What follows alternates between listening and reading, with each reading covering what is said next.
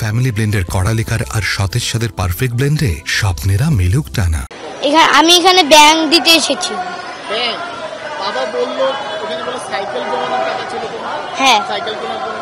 হ্যাঁ। সাইকেল কেনার টাকা এখানে পেলে কেন? ওইখানে অনেক মানুষ ডুবে আছে, তার জন্য ওরা খেতে পারে না, তার জন্য ব্যাংক দিয়ে দিচ্ছি। বোনেরটা আমি নিজেও জানি না বোন কিসের জন্য দিয়েছে। কত টাকা ছিল বাবা কিছু বলছে ব্যাংকে? আমি জানি না, আমি বোনই নেই। এখন সাইকেল কিনবে কিভাবে? আমার ব্যাংকে অনেক টাকা আছে, তাও সাইকেল কেনার জন্য আর সাইকেল কেনার টাকাও আছে ব্যাংকে। সব টাকা দিয়ে দিয়েছে বন্যার জন্য? আমার নামটা? নাজওয়ান রফিক মুনাফ। কোন স্কুলে পড়ো?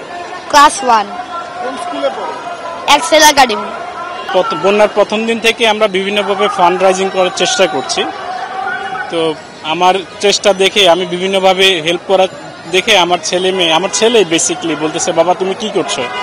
তখন আমি বললাম যে বাবা এই যে দেখো বন্যা, কিছু ভিডিও দেখালাম, দেখলাম যে বন্যা অনেক লোক মারা যাচ্ছে, দেখো অনেকে খেতে পারছে না। আমি চেষ্টা করছি তাদেরকে কোনোভাবে টাকা ম্যানেজ করে দেওয়া, কাপড় ম্যানেজ করে যতটুকু সম্ভব। তখন আমার ছেলে বললো যে বাবা আমিও হেল্প করতে চাই। তা আমি বললাম তুমি কিভাবে হেল্প করবা? তখন বললো যে আমার তো একটা ব্যাংক আছে, আমি সাইকেল কিনবো, সাইকেলের টাকাটা আমি দিয়ে দিব।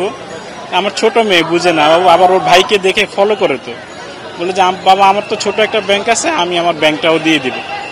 তো আমি এই কারণে চলে আসছি। আসলে বাচ্চাদেরকে এই বয়সে যদি আমাদের সোশ্যাল রেসপন্সিবিলিটিসগুলো না শেখানো হয়, এরা বড় হয়ে শিখবে না।